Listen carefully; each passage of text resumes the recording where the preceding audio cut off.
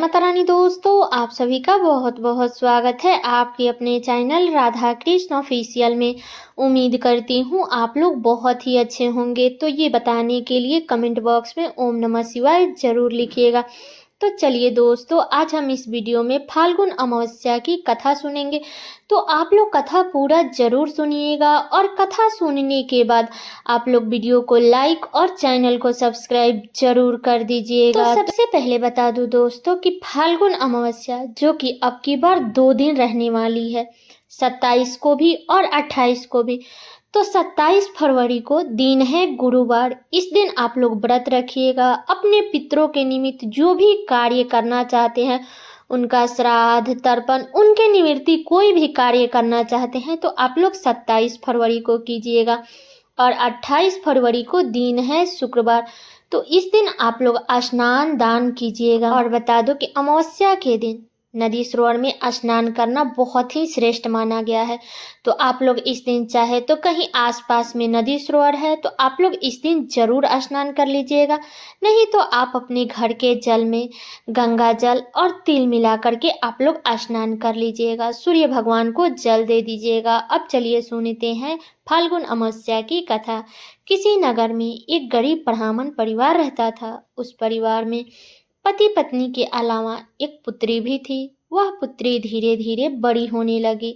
उस पुत्री में समय और बढ़ती उम्र के सभी स्त्रियों युक्ता गुण विकास हो रहा था।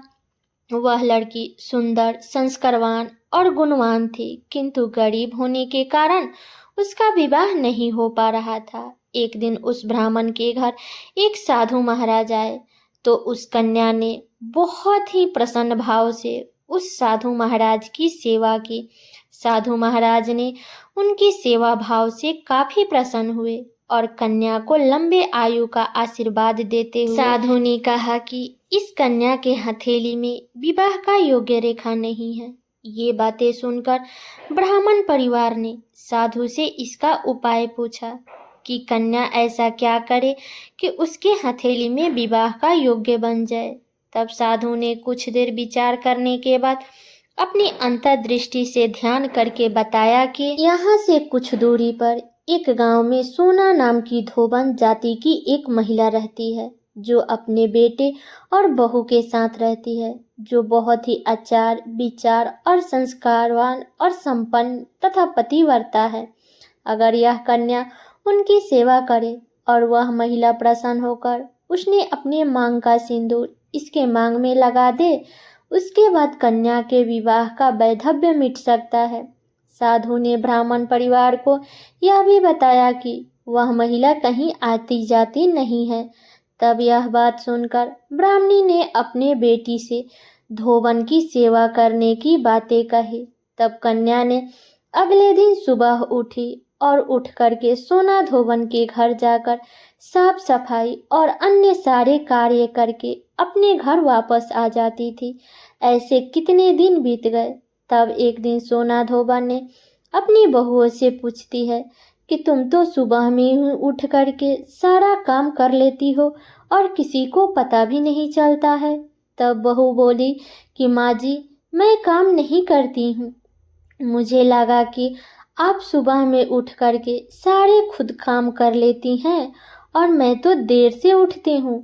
तब एक दिन सास बहू ने निगरानी करने लगी कि आखिर घर का काम कौन करता है और सुबह होते ही सारा काम करके चला जाता है।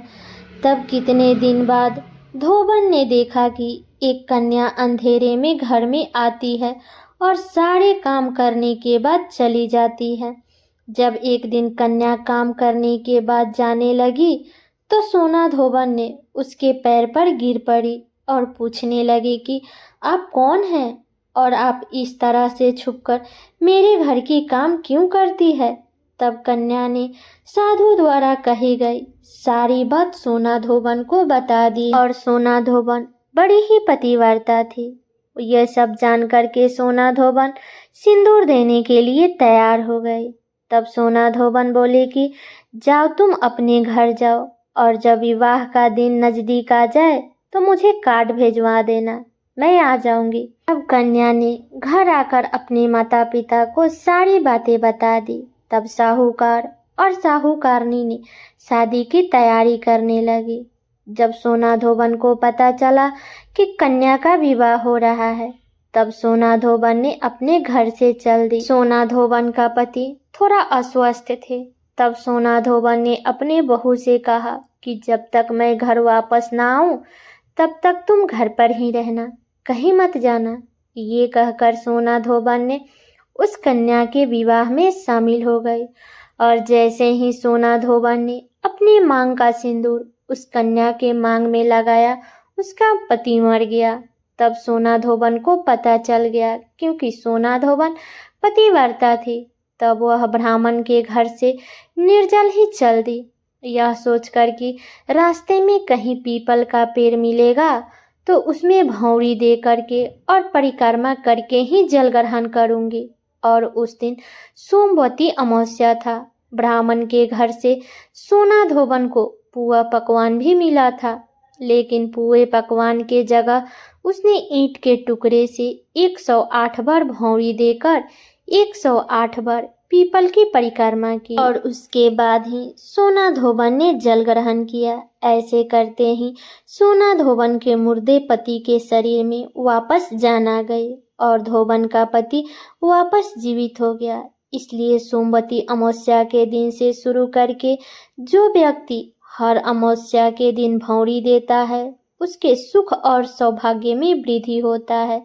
और पीपल के पेड़ में सभी देवताओं का निवास माना जाता है। इसलिए जो व्यक्ति हर अमावस्या को नहीं कर सकता है, तो वह केवल सोमवार के दिन पड़ने वाली अमावस्या के दिन 108 बार किसी भी वस्तु के साथ भौंरी देकर सोना धोबन और गौरी गणेश का पूजन करता है, उसे अखंड सौभाग्य की प्राप्ति होती है। इसलिए हम सभी महिलाओं को अमावस्या के दिन पीपल वृक्ष की पूजा करनी चाहिए, उनका परिक्रमा करनी चाहिए।